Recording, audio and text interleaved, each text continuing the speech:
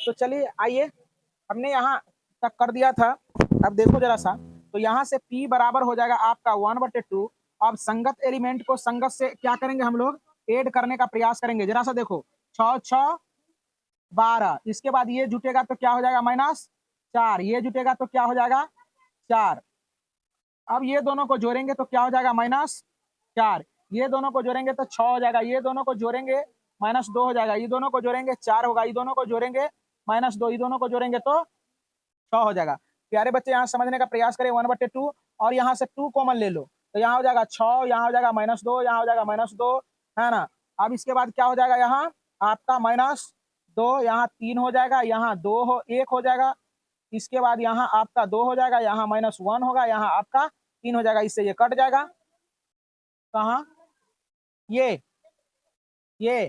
अब देखो यहाँ -2 नहीं होगा, है ना, आपका ये प्लस में होगा, सारे को मिला लेंगे बढ़िया से, है ना। जरा सा मिस्टेक होगा तो फिर आपका आंसर नहीं मिल सकता है। तो चलो यहाँ जाएगा 6 -2 और 2, यहाँ देखो टकटकी लगा के 2 3 -1 और 2 -1 और 3 होगा ना।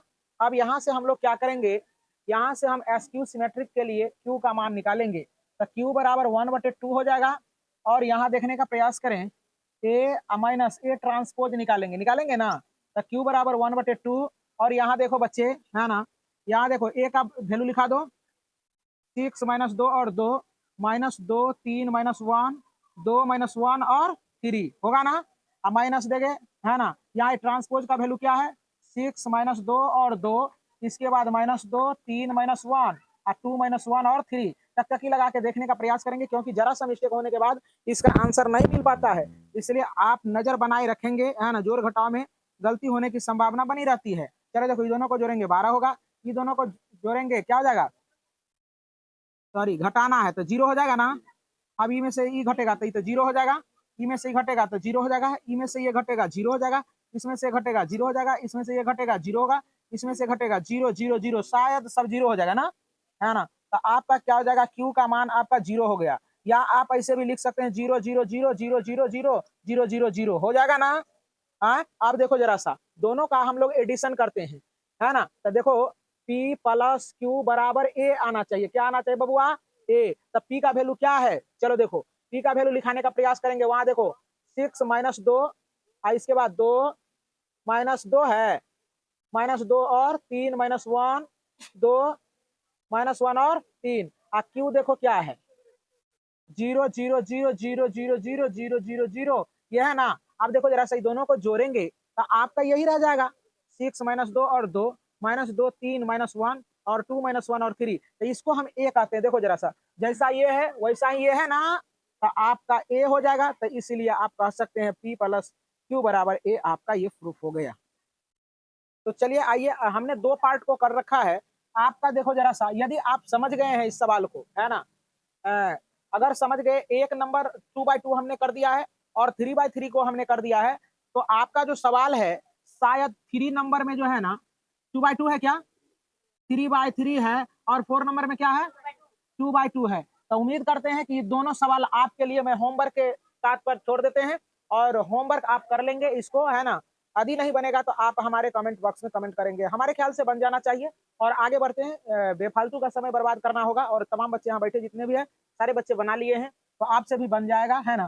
तो आप चलिए आगे बढ़ते हैं। क्या है 11 नंबर, 11 नंबर में क्या कह रहा है,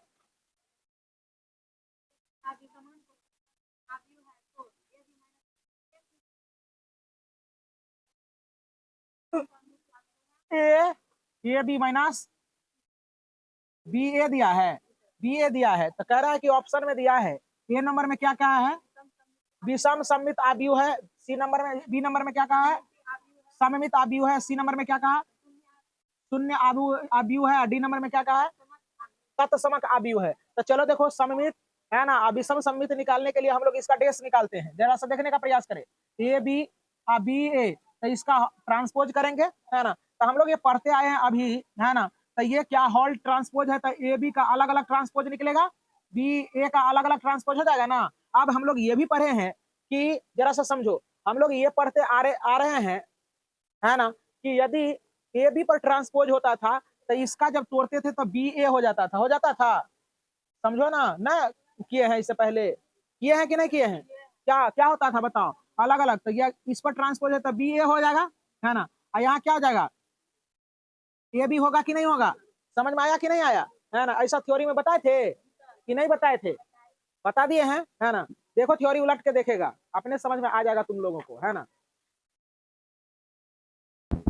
तो चलो देखो, आप ऐसे ऐसे इसका हॉल ट्रांसपोज है तो अलग अलग इसका ट्रांसपोज होगा, अलग अलग इसका ट्रांसपोज होगा। अब इसका फॉर्मूला हम लिखाए थे, ए बी का ट्रांसपोज बराबर बी ए का ट्रांसपोज होता है ना, होता है ना।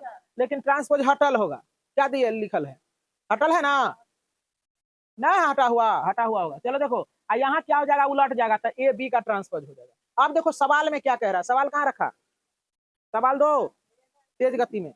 अब कह रहा है सवाल तुम्हारा ये कह रहा है, देखो कह रहा है क्या कि ये जो है ना ए बी समान कोटि के सममित आव्यूह है, क्या है, सममित आव्यूह। तो सममित में हम लोग पढ़े हैं क्या, जरा सा समझने का प्रयास करो। सममित हम लोग पढ़े ए ट्रांसपोज बराबर ए होता है, ना पढ़े हैं। और विषम सममित में पढ़े हम लोग ए ट्रांसपोज बराबर माइनस ए होता है ना। तो अब सममित ट्रांसपोज था तो हम लोग क्या किए, इसी चीजों को क्या किए, हम लोग क्या किए, ये लिख दिए, कोई दिक्कत है ना। अब जरा सा देखो, जरा सा यहाँ हम क्या करते हैं, तो यहाँ हम लोग करने का प्रयास करते हैं। यहाँ से आप क्या करोगे, यहाँ लिखा हुआ है क्या, ए बी, क्या लिखा है, ए बी, और यहाँ है बी ए लिखा हुआ, तो यहाँ से माइनस कॉमन ले लेते हैं, माइनस कॉमन ले ले, तो देखो तो ये उलट जाएगा, ए बी आई चला जाएगा, क्या हो जाएगा, बी ए हो गया। देखो ये इससे मैच कर रहा है कि नहीं कर रहा है, किया मैच किया रे, है ना। तो अब जरा सा देखो, तो ऐसा किस में होता है, विषम सममित एसक्यू सिमेट्रिक में होता है। तो अब जरा सा देखो, अब इसको हम इसी का सॉल्यूशन तो ये किए हैं ना, तो यहाँ लिख देंगे ए बी माइनस बी ए लिखेंगे, है ना। अब जरा से देखो, इसका जो हम लोग किए थे ट्रांसपोज, तो ये ट्रांसपोज करने के बाद ये माइनस दे दिया ना माइनस। अगर अगर ये माइनस नहीं आता, है ना, सेम चीज में माइनस नहीं आता तो ये सिमेट्रिक होता, ये माइनस दे दिया है तो एसक्यू सिमेट्रिक हो गया, यानी विषम सममित हो गया। कहने का तात्पर्य है ए का ट्रांसपोज करेंगे, अगर ए आएगा तो ये सममित कहलाएगा, ए का ट्रांसपोज करेंगे माइनस ए कहलाएगा, आएगा तो ये एसक्यू सिमेट्रिक होगा। तो ये क्या हो गया, अतः अतः विषम सममित आव्यूह। समझ में आया कि नहीं?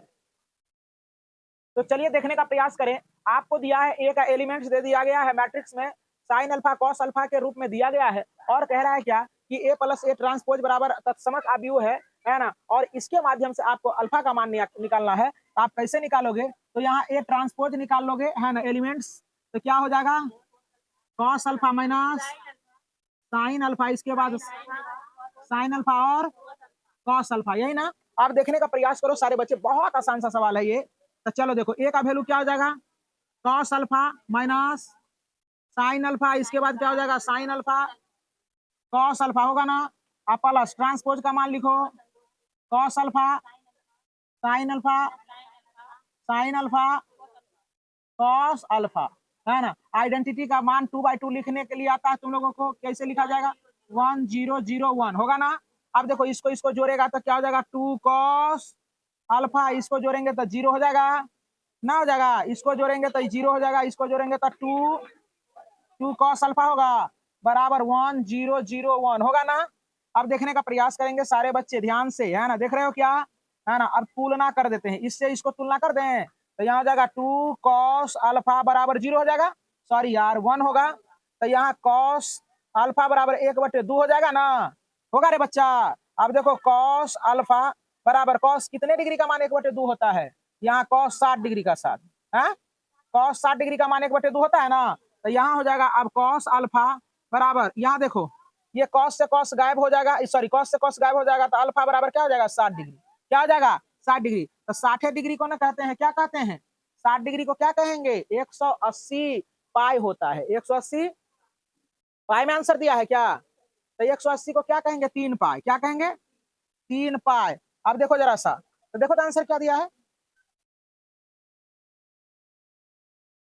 हाँ तो एबीसी में क्या दिया है, 3 पाई कहाँ है, हाँ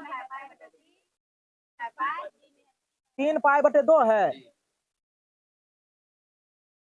3 पाई/2। चलो यहाँ देखो समझो, 3 पाई/2 है, कोई दिक्कत की बात नहीं है, है ना।